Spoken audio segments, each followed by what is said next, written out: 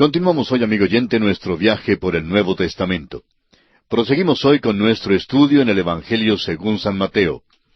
Y en el capítulo 7 que nos toca estudiar hoy, hablaremos de la relación del Hijo del Rey con otros hijos del Rey, que tiene que ser mantenida por medio de la oración.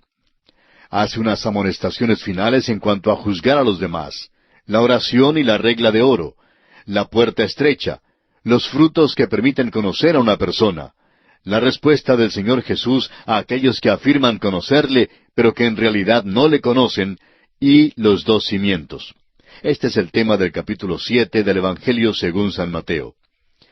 Los problemas más grandes que enfrenta un hijo de Dios en cualquier época y en cualquier país se relacionan con la forma de reconocer a los otros hijos de Dios, es decir, cómo conocerlos y cómo mantener con ellos una relación que sea apropiada. El Hijo de Dios puede elegir entre dos posiciones extremas. A un extremo tenemos los que interpretan lo que se declara en Mateo capítulo 7 y en el versículo 1, como que al Hijo de Dios le es prohibido juzgar a los demás. La persona que practica este precepto quedaría expuesta a toda persona mala y callaría ante cualquier acción mala.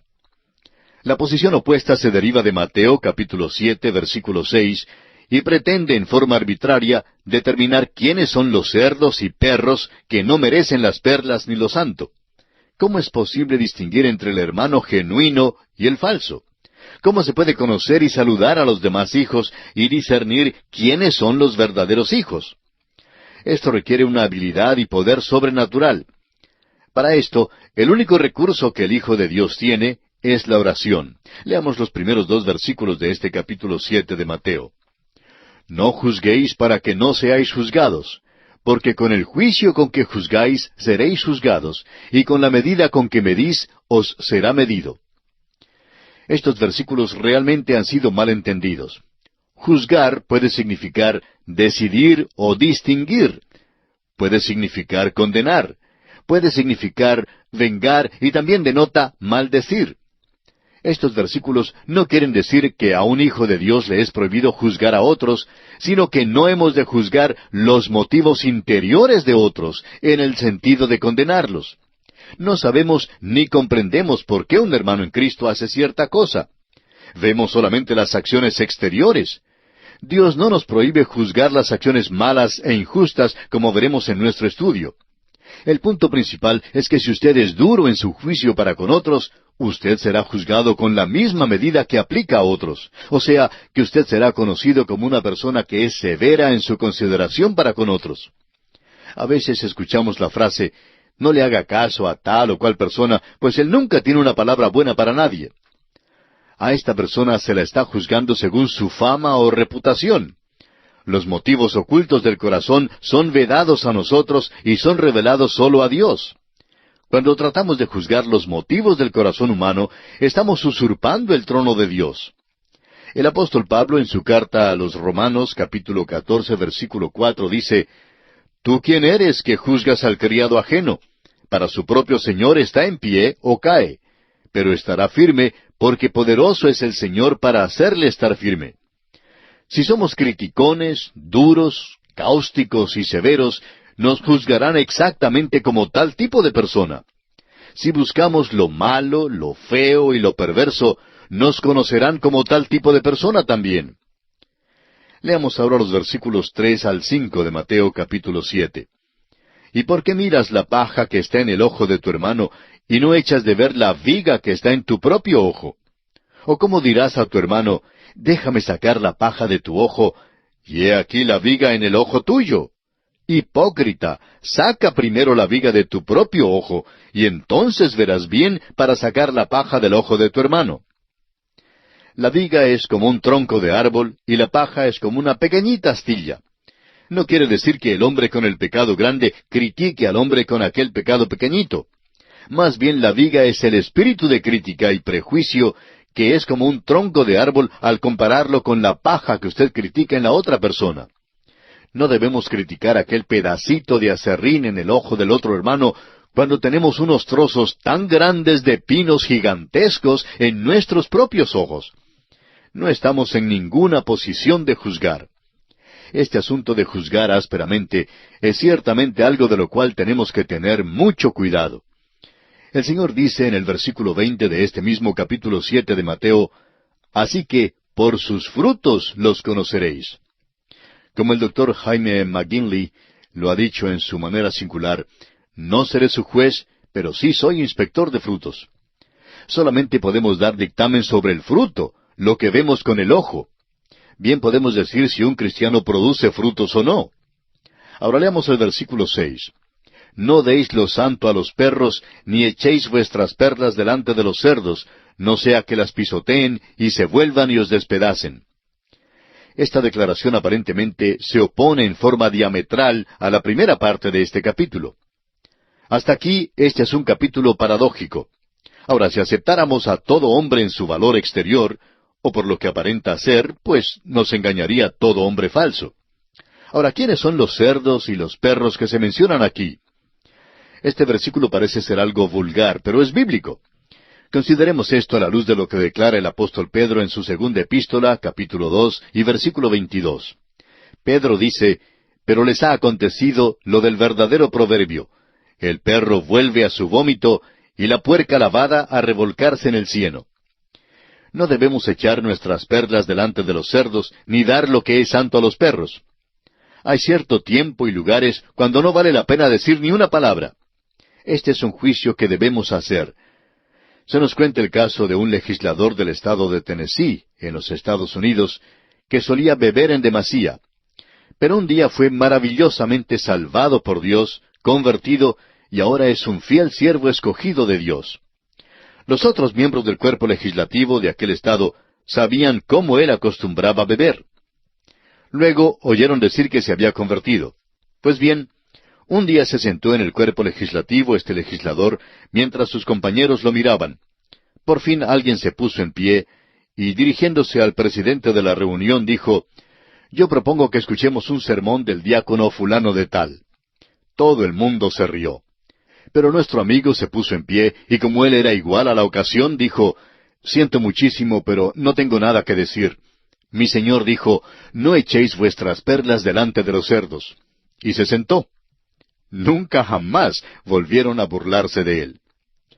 También el señor Jensen, comisario de policía de la ciudad de Nueva York, dijo en cierta ocasión acerca de ciertos apartamentos ocupados por personas homosexuales que con frecuencia las arrestan y las llevan a la comisaría de policía. Estas personas saben que el comisario Jensen es cristiano y muchas le dicen, «Predíquenos un sermón». Él les dice que no echa sus perlas delante de los cerdos.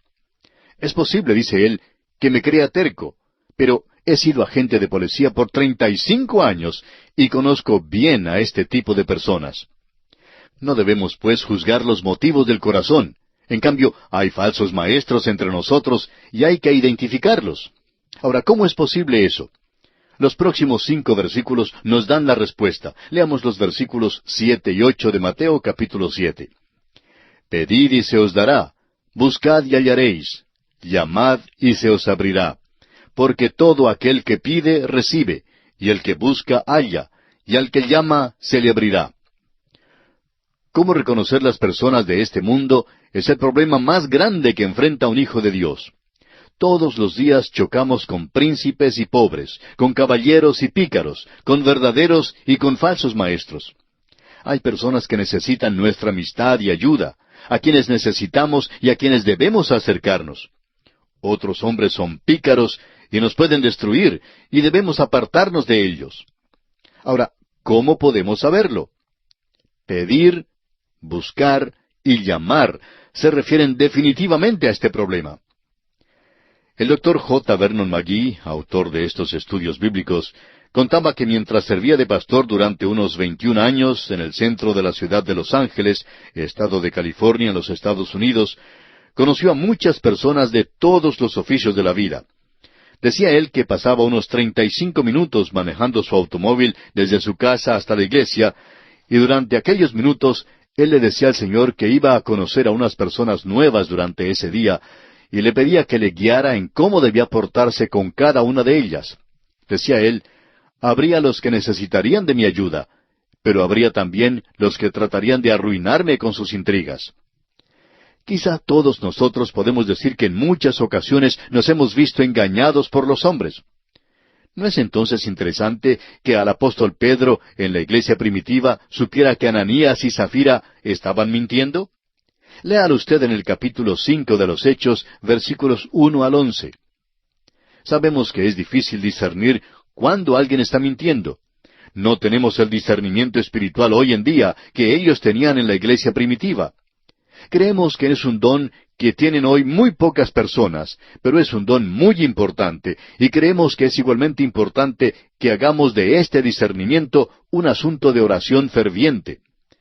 Cuando a usted le presentan algunos amigos nuevos, ¿le pide usted a Dios que le ayude a saber cómo tratarlos? Es una buena idea pedir la ayuda de Dios en cuanto a este asunto. Ahora, los próximos versículos siguen diciendo que Dios desea de veras ayudarnos en estos asuntos. Leamos los versículos 9 al 11 de este capítulo 7 de Mateo. ¿Qué hombre hay de vosotros que si su hijo le pide pan, le dará una piedra? ¿O si le pide un pescado, le dará una serpiente? Pues si vosotros, siendo malos, sabéis dar buenas dádivas a vuestros hijos, ¿cuánto más vuestro Padre que está en los cielos dará buenas cosas a los que le pidan? Solo acercándonos a Dios en la necesidad urgente, es decir, pedid, buscad, llamad, podemos entonces aprender cómo habitar en una casa a la orilla del camino y servir de amigos a los hombres. Leamos ahora el versículo 12 de este capítulo 7 del Evangelio según San Mateo, que es conocido como la regla de oro. Así que todas las cosas que queráis que los hombres hagan con vosotros, así también haced vosotros con ellos, porque esto es la ley y los profetas. Las palabras iniciales así que son las palabras claves en este versículo. Se refieren a lo que precede la regla de oro. Si usted conoce a alguien, ¿cómo lo va a tratar? Usted no es juez, pero si esta persona en el lenguaje figurativo de este capítulo es un cerdo o un perro, debe saber entonces cómo portarse con esa persona, porque un cerdo lo matará a usted. ¿Qué pues hace usted? ¿Lleva el problema al trono de la gracia? Este es el principio sobre el cual debe operar. No saque la regla de oro fuera de su contexto y diga que vive según ella. Recuerde que sólo al pedir, buscar y llamar le será posible vivir a la luz de la regla de oro. Luego continúa diciendo el Señor en los versículos 13 y 14, «Entrad por la puerta estrecha, porque ancha es la puerta y espacioso el camino que lleva a la perdición, y muchos son los que entran por ella. Porque estrecha es la puerta y angosto el camino que lleva a la vida, y pocos son los que la hallan». Estos versículos generalmente son mal interpretados, dándose la impresión de que la selección está entre el camino ancho, que es pintado como un camino alegre y fácil, o un callejón estrecho, lleno de penurias y poco atractivo. La verdad, amigo oyente, es todo lo contrario. Lo que se presenta aquí es como una especie de embudo. La entrada al camino que conduce a la destrucción es ancha, pero se reduce en un embudo a un solo punto, la muerte y el infierno. La entrada a la vida, por su parte, es estrecha, y es Cristo mismo quien dijera en Juan 14:6, «Yo soy el camino, y la verdad, y la vida. Nadie viene al Padre, sino por mí». Cuanto más camine usted con Cristo, más ancho llega a ser el camino. Recordemos que Jesucristo dijo, «He venido para que tengáis vida, y la tengáis en abundancia». También en el Antiguo Testamento recordará usted que en el libro de Ezequiel, el capítulo 47, se describe un río que salía del santuario. Comenzaba como una pequeña fuente o vertiente, pero su cauce iba creciendo hasta convertirse en un poderoso río y por fin llegar a ser un océano. La analogía aquí es simplemente esta. Cuando usted llega a ser hijo de Dios, cada día es mejor que el día anterior. La entrada a la vida es estrecha, pero se abre como un embudo vuelto al revés, y llega a ser sumamente amplia. Sigamos adelante. Los versículos 15 y 16 de este capítulo 7 de Mateo nos dicen, «Guardaos de los falsos profetas que vienen a vosotros con vestidos de ovejas, pero por dentro son lobos rapaces. Por sus frutos los conoceréis. ¿Acaso se recogen uvas de los espinos o higos de los abrojos?» La iglesia es amonestada aquí en cuanto a los falsos maestros y falsos profetas. Podremos reconocer a los falsos maestros por sus frutos, y esto es lo que debemos buscar en sus vidas. El apóstol Pedro comenta sobre esto en su segunda epístola, capítulo 2, versículo 1, cuando dice: «Pero hubo también falsos profetas entre el pueblo, como habrá entre vosotros falsos maestros, que introducirán encubiertamente herejías destructoras, y aun negarán al Señor que los rescató, atrayendo sobre sí mismos destrucción repentina». Así pues, el Señor nos amonesta en estos versículos 15 y 16 de Mateo 7, a que busquemos los frutos en la vida de los profetas que se nos presentan, para identificar entre ellos a los que son falsos profetas. Continuamos hoy, amigo oyente, considerando el capítulo 7 del Evangelio según San Mateo. Y comenzaremos leyendo los versículos 21 hasta el 23 de este capítulo. Dice el Señor: «No todo el que me dice, Señor, Señor, entrará en el reino de los cielos, sino el que hace la voluntad de mi Padre que está en los cielos. Muchos me dirán en aquel día, Señor, Señor, ¿no profetizamos en tu nombre, y en tu nombre echamos fuera demonios, y en tu nombre hicimos muchos milagros? Y entonces les declararé, Nunca os conocí, apartaos de mí, hacedores de maldad». Encontramos aquí una amonestación necesaria para miembros de iglesias que profesan ser creyentes, y aun para los que aparentemente hacen prodigios en el nombre de Cristo. El nombre de Cristo está en los labios de muchas personas que son dirigentes de diversas sectas y doctrinas hoy en día. Simplemente el nombrar a Cristo y la Biblia no es prueba de que un sistema sea genuino. No es la profesión exterior, sino la relación interior a un Salvador crucificado, pero viviente, la que es todo importante. En los versículos siguientes tenemos una admonestación que nos es dada para ayudarnos. Leamos los versículos 24 al 27 de Mateo capítulo 7. «Cualquiera pues que me oye estas palabras y las hace, le compararé a un hombre prudente que edificó su casa sobre la roca.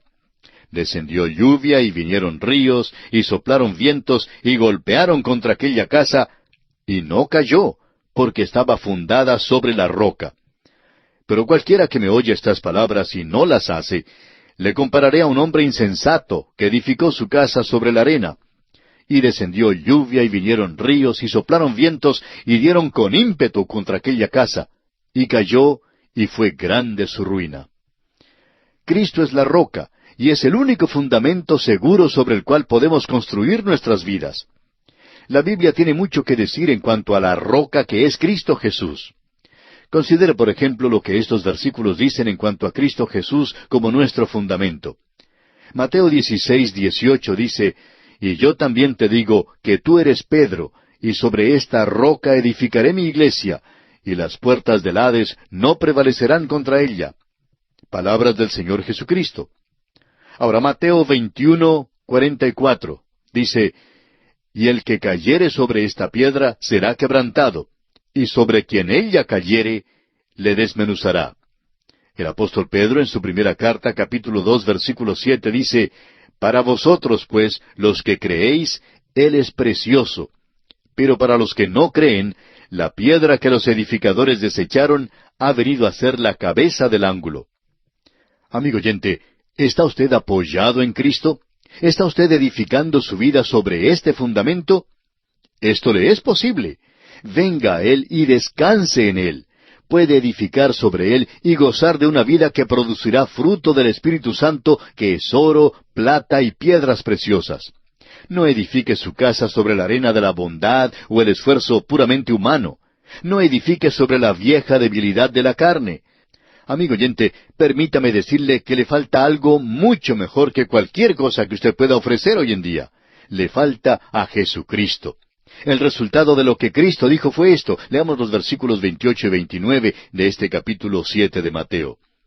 «Y cuando terminó Jesús estas palabras, la gente se admiraba de su doctrina, porque les enseñaba como quien tiene autoridad, y no como los escribas».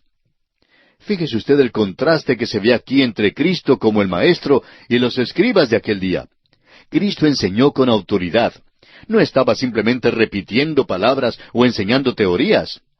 También hoy en día debemos enseñar y testificar, así como lo hiciera el gran Maestro, es decir, con la autoridad de la palabra de Dios y con el poder del Espíritu Santo, evidenciado en nuestras propias vidas, pero no con el dogmatismo que resulta de una estrechez de miras y de prejuicios personales. Tenemos un evangelio que compartir con la humanidad. Tenemos el mensaje de la salvación en Cristo que dar a los perdidos. Seamos entonces buenos discípulos de nuestro gran Maestro, quien nos enseñó como ningún otro hombre haya enseñado jamás. Amigo oyente, el Sermón del Monte es un pasaje glorioso de la Escritura. No lo pase usted por alto. No diga que no sirve para el día de hoy. El Sermón del Monte, amigo oyente, sí sirve para hoy. Nos enseñará que usted y yo realmente no vivimos según sus preceptos. Nos mostrará que somos débiles y culpables. Nos hará llorar pidiendo misericordia y nos traerá a la persona de Cristo para recibir su salvación. Cuando usted, amigo oyente, acepta a Cristo como su Salvador, Él le dará el Espíritu Santo que le dotará de poder para producir verdadero fruto. Todos estamos edificando una casa. ¿Está usted edificando su casa sobre la roca que es Cristo Jesús? ¿O está edificando su casa sobre la arena que no resistirá la luz pura de su presencia? Usted debe tener las buenas obras no para la salvación, sino para demostrar a otros la realidad de Cristo en su vida. El apóstol Pablo lo dice de esta manera en su primera carta a los Corintios capítulo 3, comenzando con la segunda parte del versículo 9 hasta el versículo 15. Vosotros sois labranza de Dios, edificio de Dios. Conforme a la gracia de Dios que me ha sido dada, yo como perito arquitecto puse el fundamento, y otro edifica encima. Pero cada uno mire cómo sobreedifica, porque nadie puede poner otro fundamento que el que está puesto, el cual es Jesucristo. Y si sobre este fundamento alguno edificare oro, plata, piedras preciosas, madera, heno o hojarasca, la obra de cada uno se hará manifiesta, porque el día la declarará, pues por el fuego será revelada. Y la obra de cada uno, cual sea, el fuego la probará. Si permaneciere la obra de alguno que sobreedificó, recibirá recompensa.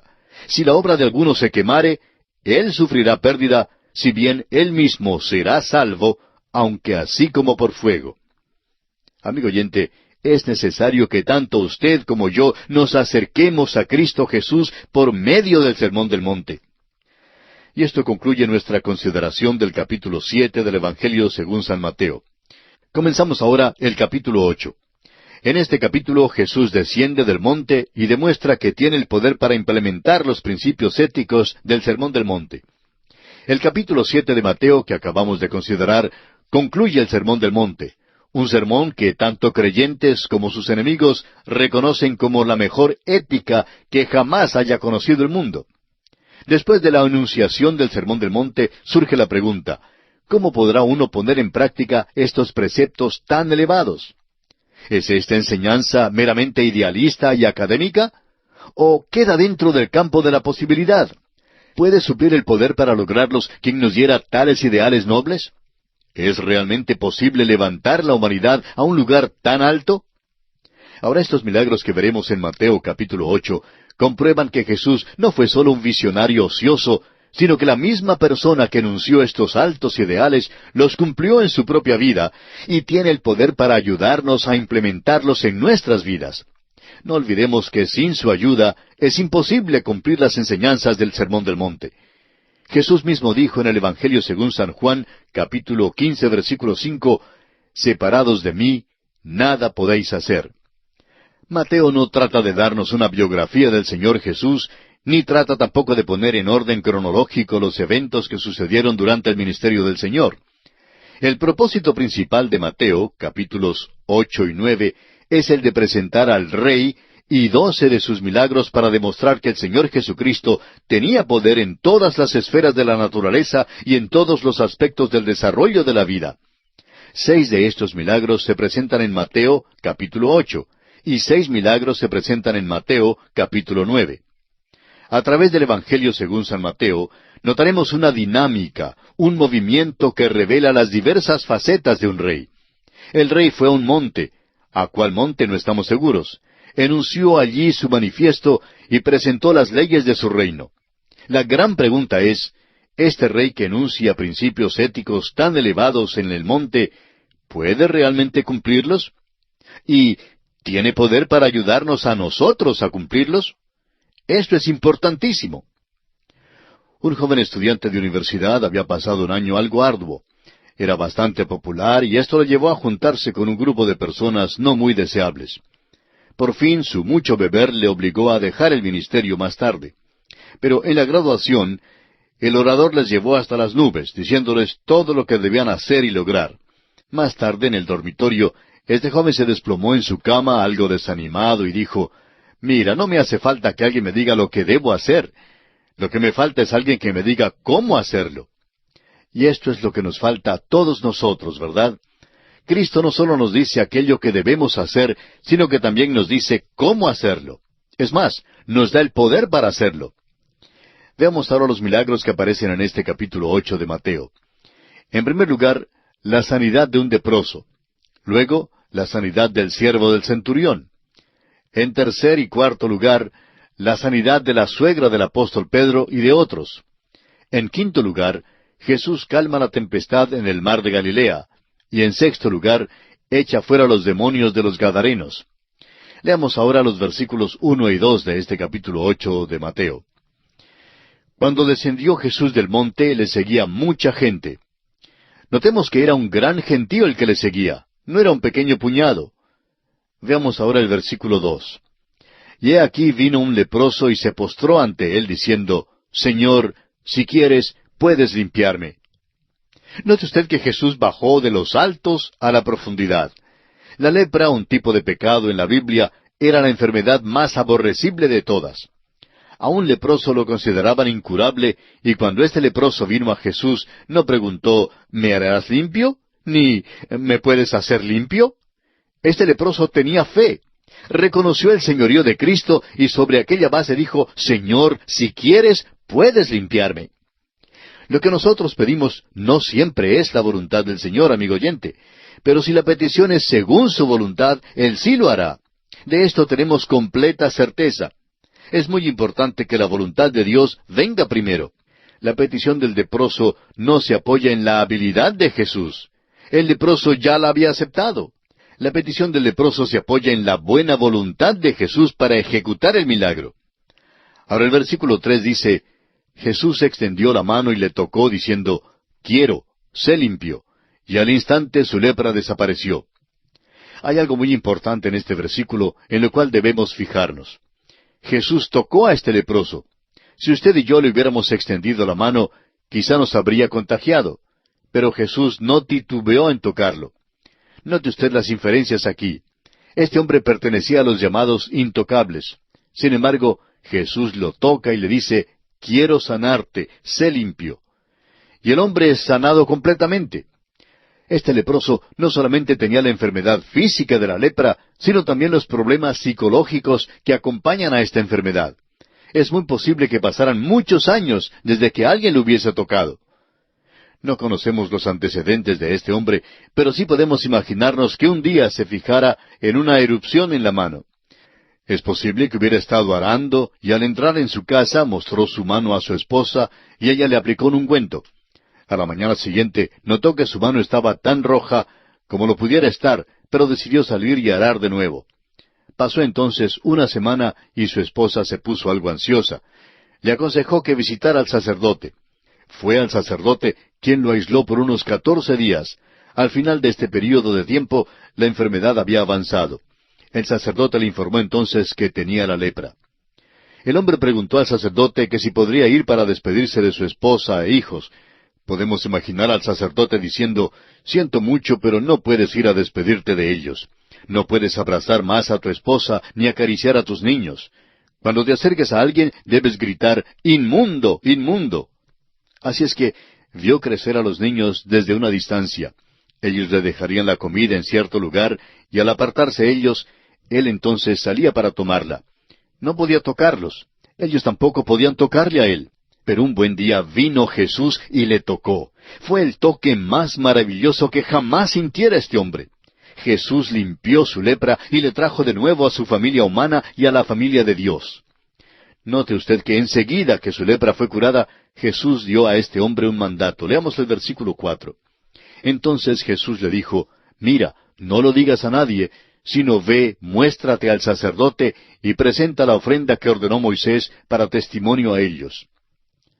Ahora, según el relato de San Marcos, este hombre sanado estaba tan lleno de gozo que prácticamente desobedeció a Jesús y salió contando a todos del gran milagro en su vida y acerca de aquel que fue responsable de su curación. Ahora Jesús entra en la ciudad de Capernaum. Leamos los versículos 5 hasta el 10 de Mateo capítulo 8. Entrando Jesús en Capernaum, vino a él un centurión rogándole y diciendo, Señor, mi criado está postrado en casa, paralítico, gravemente atormentado. Y Jesús le dijo, Yo iré y le sanaré. Respondió el centurión y dijo, Señor, no soy digno de que entres bajo mi techo.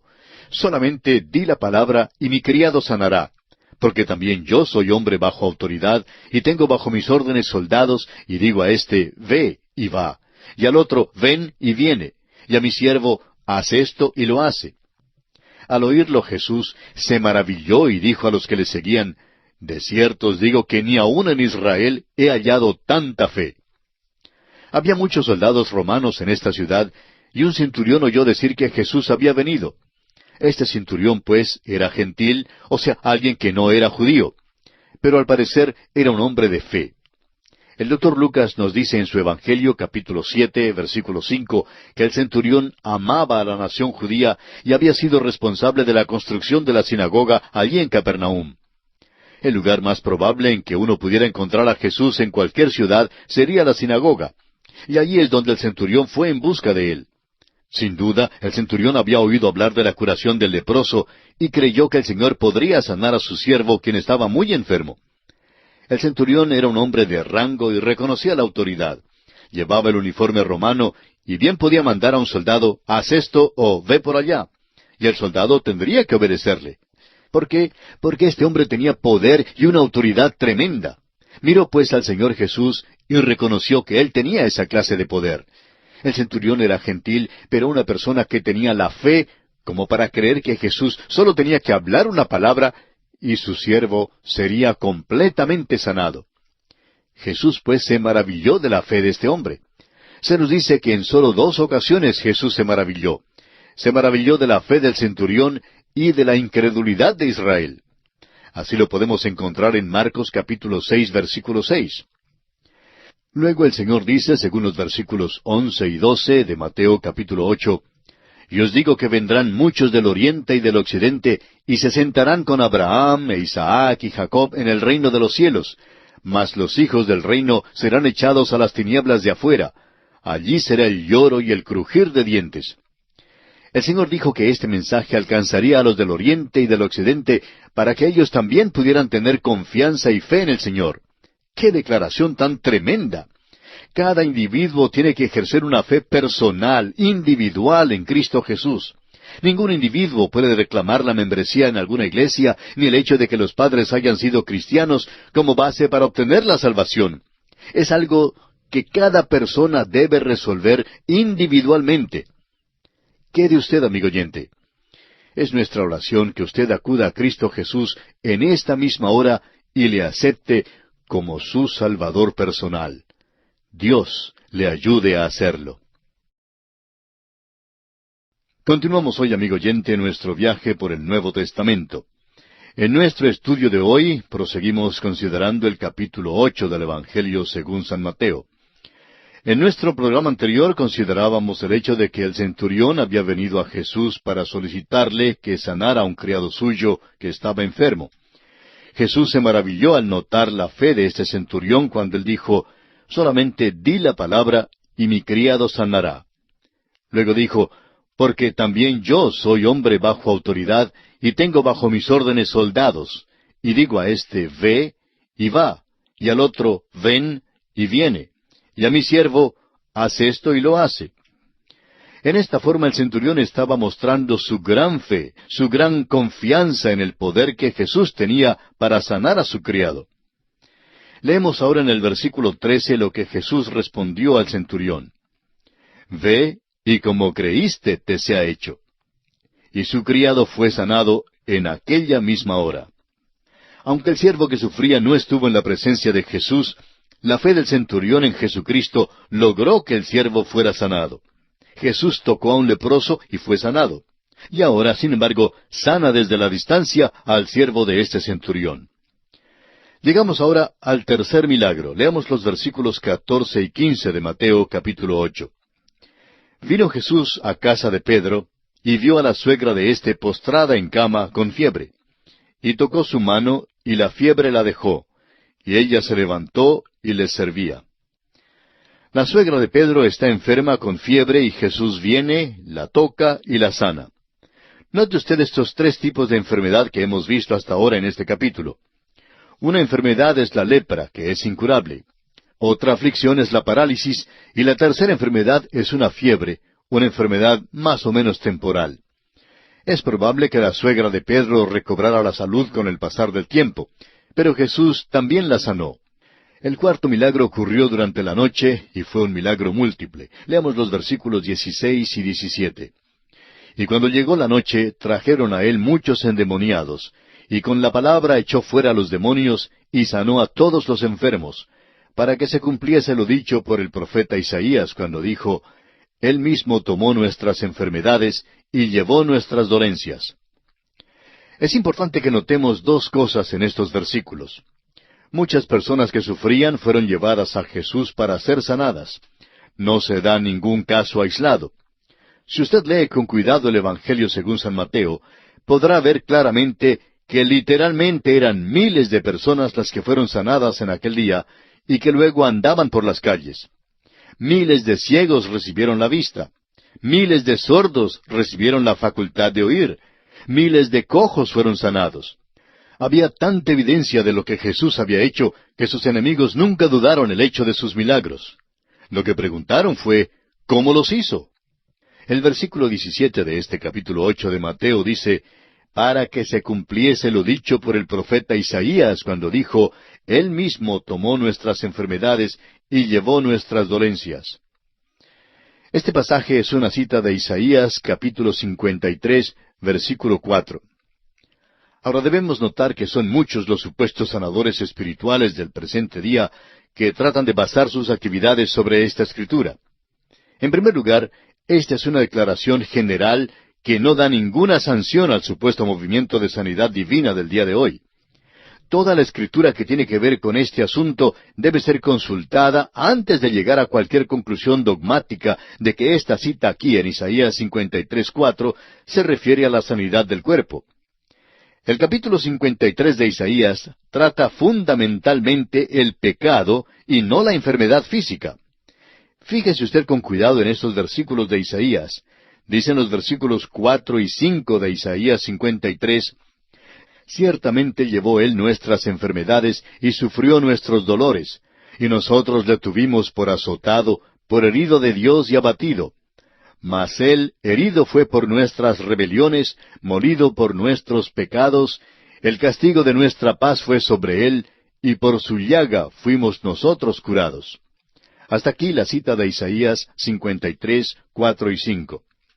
Ahora, ¿de qué somos sanados? Del pecado, por supuesto. Este pasaje de Isaías declara con toda claridad que somos sanados de nuestras transgresiones e iniquidades. Usted dirá, ¿está seguro de eso? Amigo oyente, yo sé de qué tratan estos versículos, porque el apóstol Pedro dijo en su primera epístola, capítulo 2, versículo 24, quien llevó Él mismo nuestros pecados en su cuerpo sobre el madero, para que nosotros, estando muertos a los pecados, vivamos a la justicia, y por cuya herida fuisteis sanados. Somos sanados del pecado. Esto lo vemos claramente también en Isaías 53, versículo 6, donde dice, todos nosotros nos descarriamos como ovejas, cada cual se apartó por su camino, mas Jehová cargó en él el pecado de todos nosotros. La iniquidad suya y la mía, amigo oyente, fue cargada en él. Es obvio que Isaías se refiere al hecho de que Cristo contendería con el gran problema fundamental del pecado. Sostener que la sanidad está en la propiciación no viene al caso, pues también está incluida en la propiciación de Cristo, un cuerpo glorificado y una nueva tierra que es liberada de la maldición. Insistimos, pues, que es obvio que no tenemos estas provisiones todavía. En este día, cuando el pecado y Satanás todavía gobiernan, no hay provisión para un escape de la enfermedad como un imperativo de la propiciación. Si es así, ¿por qué entonces Pablo insta a Timoteo a que tome un poquito de vino por causa de su estómago? ¿Por qué no le impulsó a recibir su sanidad como parte de la propiciación? ¿Por qué no instó Santiago a los santos a que reclamaran la propiciación cuando les mandó a llamar a los ancianos para que oraran por algún enfermo?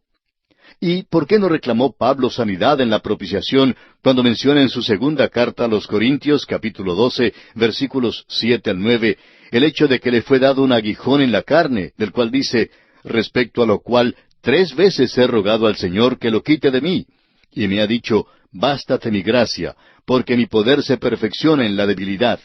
Por tanto, agrega Pablo, de buena gana me gloriaré más bien en mis debilidades, para que repose sobre mí el poder de Cristo.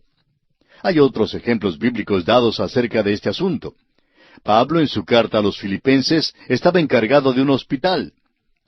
En el capítulo 2 de esa carta, versículos 25 al 27, narra que Epafrodito había estado enfermo, y Pablo no se sirvió de la propiciación para reclamar la sanidad a favor de él.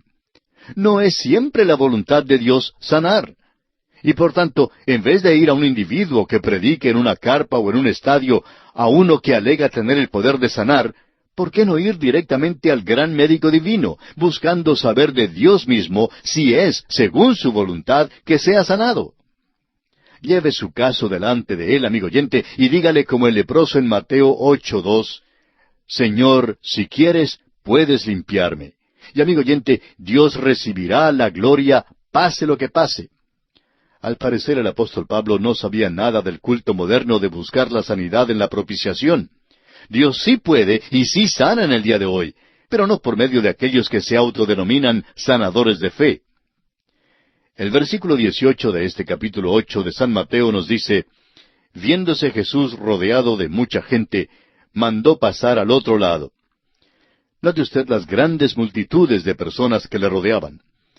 Jesús había sanado literalmente a miles de personas que sufrían, y no solamente aquellos casos individuales que se mencionan en las Escrituras.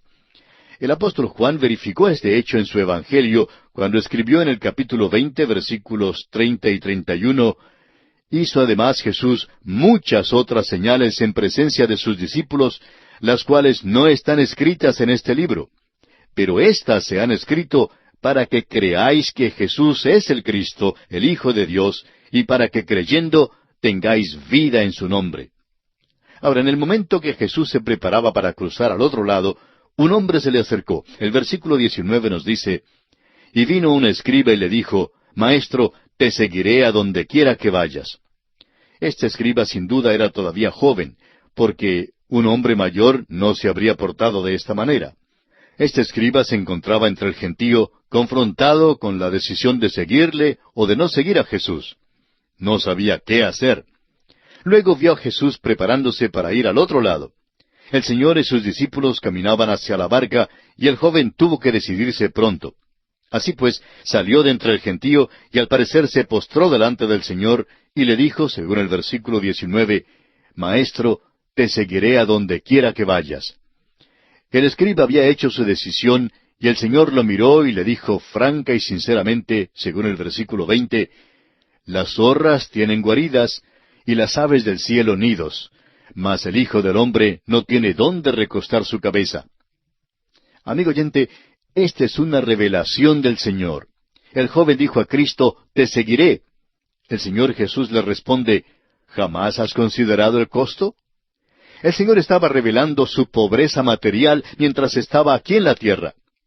Este joven abrió su corazón y el Señor Jesús abrió el suyo y le dijo, te costará algo seguirme. Al llegar a una ciudad, no habría reservaciones para ellos en el Hotel Hilton. El hecho es que la pobreza del Señor Jesús es parte de la maldición que Él llevó por nosotros. La pobreza es una maldición, no es una bendición. Este pasaje no nos informa si este escriba siguió o no al Señor, pero nos gusta pensar que sí lo siguió. Leamos ahora el versículo 21 de Mateo capítulo 8. Otro de sus discípulos le dijo, Señor, permíteme que vaya primero y entierre a mi padre. Aquí está un joven que se ha decidido a seguir al Señor, pero quiere enterrar primero a su padre. Este versículo ha sido grandemente malentendido. Jesús no prohibió al muchacho asistir a los servicios fúnebres de su padre. Su padre era de edad avanzada, y el hijo estaba diciendo que debía de cuidar de su padre hasta cuando muriera. Después de enterrar a su padre, entonces estaría libre para seguir a Jesús. El Señor entonces hace una declaración muy enigmática para este joven. El versículo 22 dice, Jesús le dijo, sígueme, deja que los muertos entierren a sus muertos. ¿Qué quiere decir el Señor con estas palabras? ¿Cómo puede un muerto enterrar a otro muerto?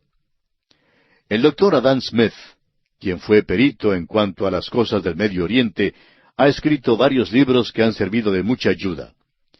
Relata un incidente cuando él quiso contratar a un guía árabe. Explicó a dónde deseaba ir y le aconsejaron que fuera a ver a un joven en cierto pueblo que servía de guía excelente. El doctor Smith llegó al pueblito y pidió al joven que fuera su guía. El joven le respondió, primero tengo que enterrar a mi padre. Y allí, frente a la choza, estaba sentado el viejo caballero, tan sano y fuerte como cualquier otro. Lo que el joven árabe realmente quiso decir era que no podía salir porque tenía que cuidar a su padre hasta cuando él muriera. El padre era la responsabilidad de este hijo.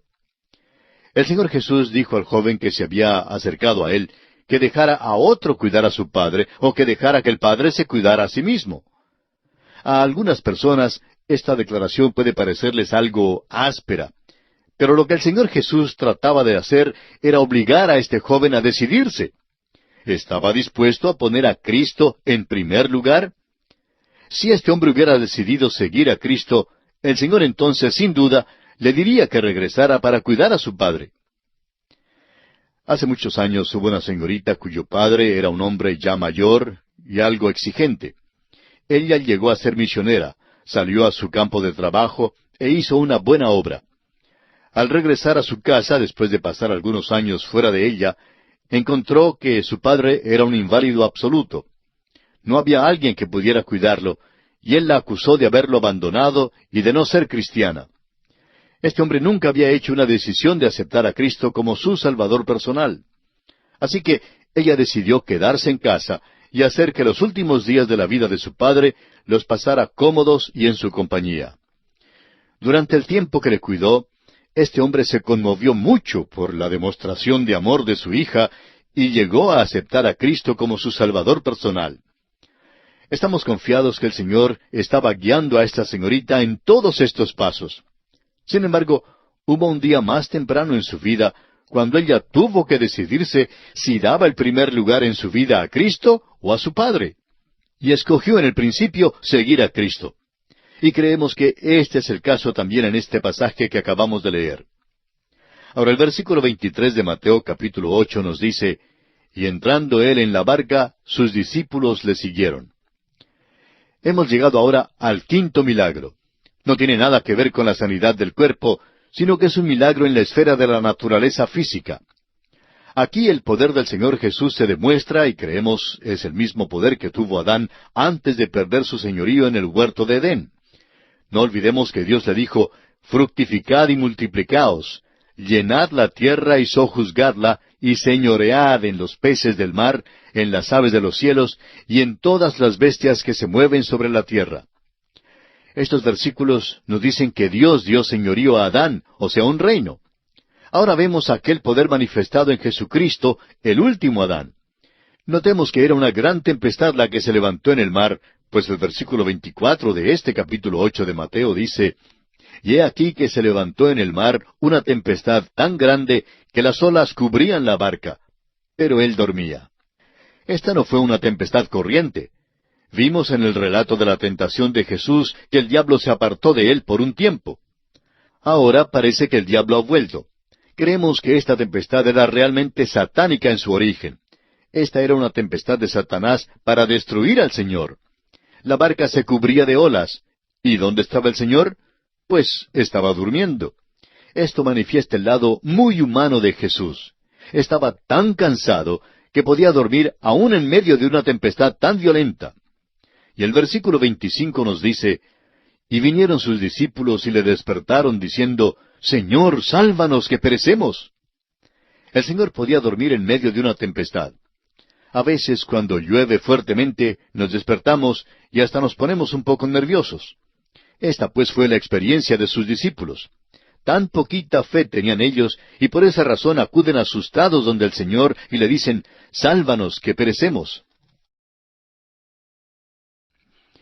Continuamos hoy nuestro viaje por el Nuevo Testamento. Estamos todavía considerando el capítulo 8 del Evangelio según San Mateo. Vamos a comenzar nuestro programa de hoy con la lectura del versículo 26 del capítulo 8 de este Evangelio. En nuestro programa anterior estábamos hablando del quinto milagro de Jesús. Y dijimos que en este quinto milagro se demuestra el poder del Señor Jesús, que creemos es el mismo poder que tuvo Adán antes de perder su señorío en el huerto de Edén. No olvidemos que Dios le dijo, fructificad y multiplicaos, llenad la tierra y sojuzgadla, y señoread en los peces del mar, en las aves de los cielos, y en todas las bestias que se mueven sobre la tierra. Estos versículos nos dicen que Dios dio señorío a Adán, o sea, un reino. Ahora vemos aquel poder manifestado en Jesucristo, el último Adán.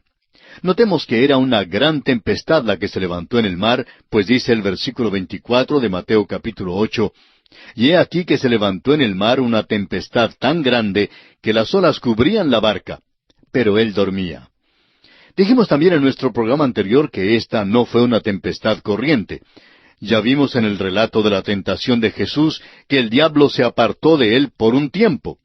Ahora parece que el diablo ha vuelto. Creemos que esta tempestad era realmente satánica en su origen. Esta fue una tempestad de Satanás con el objeto de destruir al Señor. La barca se cubría de olas. ¿Dónde estaba el Señor? Estaba durmiendo. Ahora esto manifiesta el lado muy humano de Jesús. Estaba tan cansado físicamente que aún podía dormir en medio de una tempestad tan violenta. Ahora notemos el versículo 25. Y vinieron sus discípulos y le despertaron diciendo, Señor, sálvanos que perecemos. Es interesante notar que el Señor podía dormir en medio de una tempestad como esa. Quizá todos nosotros hemos atravesado por circunstancias en las cuales nos hemos sentido nerviosos cuando en medio de la noche se ha desatado una tremenda lluvia o aún una tempestad. Y por eso podemos entender la actitud de los discípulos al sentirse nerviosos. Tan poquita fe tenían ellos. Pero note usted cómo el Señor maneja esta situación. Él les dice aquí en el versículo 26 de este capítulo 8 de Mateo, Él les dijo, ¿por qué teméis, hombres de poca fe? Entonces levantándose, reprendió a los vientos y al mar, y se hizo grande bonanza. El Señor habló al viento y al mar y les puso bozal. Es el significado literal. Así fue como el viento se calmó y las olas llegaron a pacificarse. Puede ser verdad que los discípulos exhibieron muy poca fe durante esta experiencia. Sin embargo, llegó el tiempo cuando las tempestades de la persecución brotaron en la barca de sus vidas y no vemos allí a ninguno de ellos gritando, Maestro, ¿no tienes cuidado que perecemos? Cuando brotó la persecución en la iglesia primitiva, no dijeron, Señor, quítanos la persecución. Pero lamentablemente, eso es lo que nosotros decimos hoy en día. No obstante, los discípulos dijeron, Señor, danos el valor para mantenernos firmes en Cristo. Esto es lo importante, y hoy necesitamos orar fervientemente pidiendo esa clase de valor y convicción. Ahora note usted la impresión profunda que hizo en sus discípulos al hacer este milagro de calmar la tempestad. Veamos el versículo 27. Y los hombres se maravillaron diciendo, ¿qué hombre es este que aun los vientos y el mar le obedecen? Amigo oyente, el que pudo enunciar la ética también es aquel que puede demostrar su dinámica. Y ahora consideremos el sexto milagro. El sexto milagro es un milagro tremendo. No entraremos en todos los detalles, pero tiene que ver con el echar fuera a los demonios. El versículo 28 de este capítulo 8 de Mateo nos dice, Cuando llegó a la otra orilla, a la tierra de los Gadarenos, vinieron a su encuentro 2 endemoniados que salían de los sepulcros, feroces en gran manera, tanto que nadie podía pasar por aquel camino. Aquí Jesús está en Gadara, como se llama esta región aún hoy en día. Las personas que vivían aquí eran de la tribu de Gad. En el Antiguo Testamento, cuando la tierra se dividió entre las tribus de Israel, la tribu de Gad decidió quedarse en el lado del río Jordán que no le convenía. Ahora, ¿qué le pasó? Bueno, esta tribu se dedicó al negocio de criar cerdos, que como judíos nunca debieron haberlo hecho. Una vez que desobedecemos al Señor, el próximo paso de la desobediencia ya no es tan difícil tomarlo. Dentro de poco ya estamos caminando completamente fuera de su camino y de su voluntad. Cuando Jesús entró en este país, vinieron a él 2 hombres poseídos de demonios. Si fuese posible hacer una comparación en la esfera de lo milagroso, creemos que los milagros que tienen que ver con los demonios serían los más grandes. Por causa de nuestra casi absoluta ignorancia de los demonios, este asunto no nos impresiona como debiera impresionarnos. Estos 2 hombres eran feroces, violentos en gran manera y sumamente peligrosos, tanto que, según el versículo 28, nadie podía pasar por aquel camino. Cuando Jesús se les acercó, el versículo 29 nos dice que ellos clamaron diciendo, ¿qué tienes con nosotros, Jesús, Hijo de Dios? ¿Has venido acá para atormentarnos antes de tiempo? Este milagro descubre un área tremenda de la cual lamentablemente sabemos muy poco hoy en día. Nos es difícil comprender la importancia de este milagro por causa de nuestra falta de entendimiento de los demonios. Por nuestra parte, creemos que los milagros que tienen que ver con los demonios son realmente los más grandes que se haya hecho. Notemos seguidamente los versículos 30 y 31 de Mateo capítulo 8. Estaba paciendo lejos de ellos un hato de muchos cerdos. Y los demonios le rogaron diciendo, si nos echas fuera, permítenos ir a aquel hato de cerdos. Por alguna razón, los demonios siempre quieren formar parte de la realidad física. Parece que están ansiosos de hacerse visibles. Aún quedaban satisfechos de morar en un hato de cerdos. Vamos a leer ahora los versículos 32 y 33 que dicen, Él les dijo, id. Y ellos salieron y se fueron a aquel hato de cerdos. Y he aquí, todo el hato de cerdos se precipitó en el mar por un despeñadero, y perecieron en las aguas. Y los que los apacentaban huyeron, y viniendo a la ciudad contaron todas las cosas, y lo que había pasado con los endemoniados. Estos demonios fueron al hato de cerdos, no queriendo ser confinados. Ya sabían algo del confinamiento de ciertos otros demonios, los caídos, como se los llama en la epístola de San Judas. Estos demonios querían hacerse visibles en este mundo. Los cerdos, sin embargo, más bien prefirieron morir antes que ser poseídos por los demonios. El género humano es algo diferente, y son muchas las personas que hoy son poseídas por los demonios. Tuvimos una manifestación verdadera de lo sobrenatural durante el tiempo de Moisés, durante el tiempo de Elías y durante el tiempo del Señor Jesús. Hoy en día parece que estamos entrando en una órbita donde vemos más y más las manifestaciones de lo que es demoníaco. Y creemos que son muchas las evidencias que hay en todo nuestro alrededor. Muchos casos son difíciles de diagnosticar con precisión y siempre hay el peligro de decir, creo que fulano de tal está poseído por los demonios. Pero amigo oyente, debemos tener mucho cuidado en decir esto. Sin embargo, tenemos que reconocer que aún hoy en día hay muchas personas que son poseídas por los demonios. Pero aunque el creyente pueda sufrir la opresión de un demonio, no creemos que un hijo de Dios pueda ser poseído por el demonio. Un médico cristiano que trabajaba con personas anormales dijo en cierta ocasión que él estaba muy seguro que muchos de sus casos estaban realmente dentro de la esfera de lo sobrenatural. En otras palabras, eran casos de personas poseídas por demonios. Debemos pues enfatizar que ningún hijo de Dios puede ser poseído por los demonios. Ahora, el versículo 34 y final de este capítulo 8 de Mateo nos dice, y toda la ciudad salió al encuentro de Jesús, y cuando le vieron, le rogaron que se fuera de sus contornos. Esto ciertamente es irónico, ¿verdad? Estas personas prefieren tener a sus cerdos antes que a Jesús. Amigo oyente, esto no es peculiar de los gadarenos únicamente. En nuestro tiempo hay muchísimas personas que prefieren los cerdos más que a Jesucristo, lo cual, por supuesto, es verdaderamente lamentable. Y esto concluye nuestro estudio del capítulo 8 del Evangelio según San Mateo. Y entramos ahora al capítulo 9. En este capítulo Jesús hace 6 milagros más. Llama a Mateo, contiende con los filisteos y continúa su ministerio en Galilea. Los 6 milagros en este capítulo continúan demostrando el poder dinámico del Señor. El versículo 1 del capítulo 9 dice: Entonces, entrando Jesús en la barca, pasó al otro lado y vino a su ciudad. Jesús salió del país de los Gadarenos, quienes le pidieron que se fuera, y regresó a Capernaum. Ahora el versículo 2 nos dice: Y sucedió que le trajeron un paralítico tendido sobre una cama, y al ver Jesús la fe de ellos, dijo al paralítico: Ten ánimo, hijo, tus pecados te son perdonados. En este versículo aparecen detalles que no son dados en el relato según San Marcos de este mismo evento. El evangelista Marcos cuenta cómo bajaron a este hombre por el techo de la casa. Pero el Señor Jesús aquí no solamente sana a este hombre, sino que le perdona sus pecados. La sanidad y el perdón del pecado están relacionados.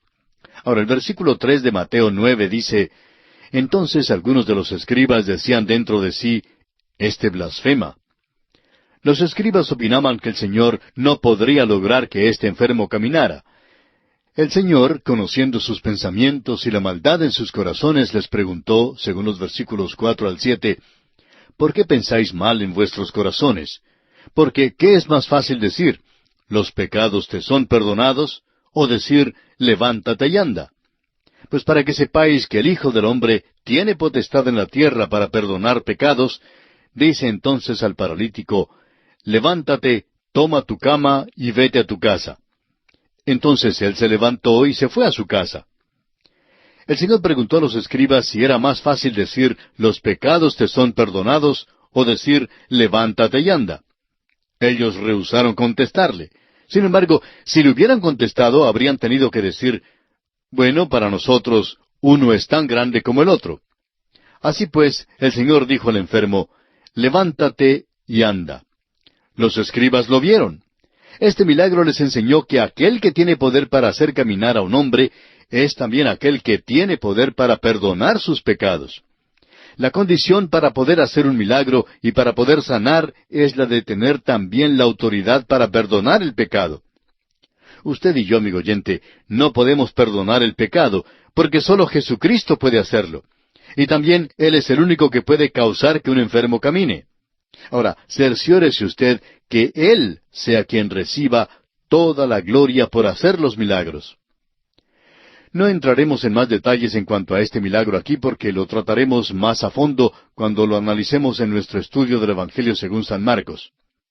Ahora leamos el versículo 9 de este capítulo 9 de Mateo. Pasando Jesús de allí, vio a un hombre llamado Mateo que estaba sentado al banco de los tributos públicos y le dijo, sígueme. Y se levantó y le siguió. Mateo modestamente pasa por alto su llamamiento dando un solo versículo con respecto a este hecho. Lucas nos dice que Mateo hizo un gran banquete en honor de Jesús. Así lo encontramos en el capítulo 5 del Evangelio según San Lucas, versículos 27 al 29. Evidentemente el incidente que sigue en los versículos 10 al 17 de Mateo se llevó a cabo en esa cena. Mateo al parecer convidó a muchos de sus amigos publicanos a la cena porque quería que ellos también conocieran al Señor Jesucristo. Notemos lo que dicen los versículos 10 y 11. Y aconteció que estando él sentado a la mesa en la casa, he aquí que muchos publicanos y pecadores que habían venido se sentaron juntamente a la mesa con Jesús y sus discípulos. Cuando vieron esto los fariseos, dijeron a los discípulos, ¿por qué come vuestro maestro con los publicanos y pecadores? Los fariseos no creían que era correcto comer conjuntamente con los publicanos y pecadores.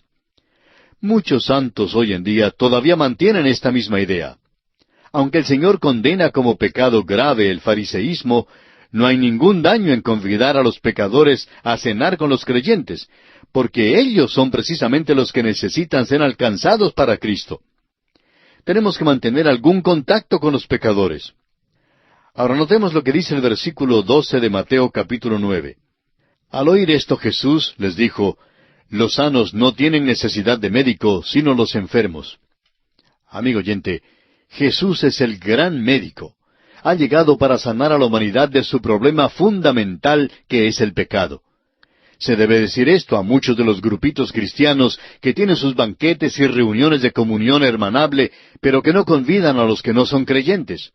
Y si llegan los que no son creyentes, pues la mayoría de los cristianos los ahuyentan con sus expresiones de frialdad. Amigo oyente, creemos que algunos de estos llamados grupos cristianos hoy en día son pecaminosos por su mera existencia y por la manera en que se reúnen. El Señor Jesús dijo, los sanos no tienen necesidad de médico, sino los enfermos. Y agregó en el versículo 13 de este mismo capítulo 9 de Mateo, Id pues y aprended lo que significa misericordia quiero y no sacrificio, porque no he venido a llamar a justos, sino a pecadores al arrepentimiento. Mateo nuevamente cita del Antiguo Testamento, y esta vez a Oseas, capítulo 6, versículo 6. Jesús vino a llamar a los pecadores, y entre estos estaban los fariseos, aunque no lo reconocían. Eran pecadores, pero sin arrepentirse.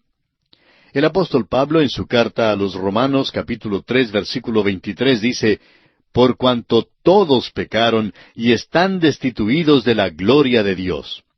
Ahora el versículo 14 de este capítulo 9 del Evangelio según San Mateo nos dice, entonces vinieron a él los discípulos de Juan, diciendo, ¿por qué nosotros y los fariseos ayunamos muchas veces, y tus discípulos no ayunan? Los discípulos de Juan el Bautista, tanto como los fariseos, habían estado observando a Jesús. Algunos de los discípulos del Señor anteriormente habían sido seguidores de Juan, y entre ellos Andrés y Felipe. Los otros discípulos de Juan le dijeron a Jesús, mira, tú haces las cosas un poco diferente a lo que las hacemos nosotros. Nosotros ayunamos, pero tus discípulos no ayunan. ¿Por qué no? Ahora el Señor enunciará un gran principio y revelará el hecho de que las dispensaciones serán cambiadas.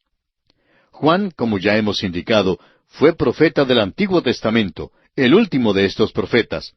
Él caminaba del Antiguo Testamento hacia el Nuevo, para anunciar, tal como Malaquías lo predijo, que un mensajero llegaría para preparar el camino para el Señor Jesucristo. Juan dijo, todo lo que hago yo es preparar el camino para el Señor. Y luego vino el Señor. Fíjese cómo el Señor contesta a estos discípulos de Juan. El versículo 15 dice, Jesús les dijo, ¿acaso pueden los que están de bodas tener luto entre tanto que el esposo está con ellos? Pero vendrán días cuando el esposo les será quitado, y entonces ayunarán. El ayuno tiene un verdadero valor en la iglesia hoy en día, pero Dios no nos ha dado ningún mandamiento de ayunar. El ayuno realmente se hace casi como una expresión de luto, y nosotros tenemos la presencia de Cristo con nosotros, por lo cual debemos regocijarnos de ella. El ayuno debe ser hecho con el pensamiento y la idea de que nos postramos ante Dios porque nos falta su misericordia y ayuda. Esta es la verdadera idea detrás del ayuno. El Señor luego explica el cambio de las dispensaciones, es decir, de la ley del Antiguo Testamento a la gracia del Nuevo Testamento. La parábola que sigue revela que Jesús ha venido para presentar algo que es enteramente nuevo. Nada pudo haber sido más fuerte para aclarar que una nueva dispensación quedaba en lontananza.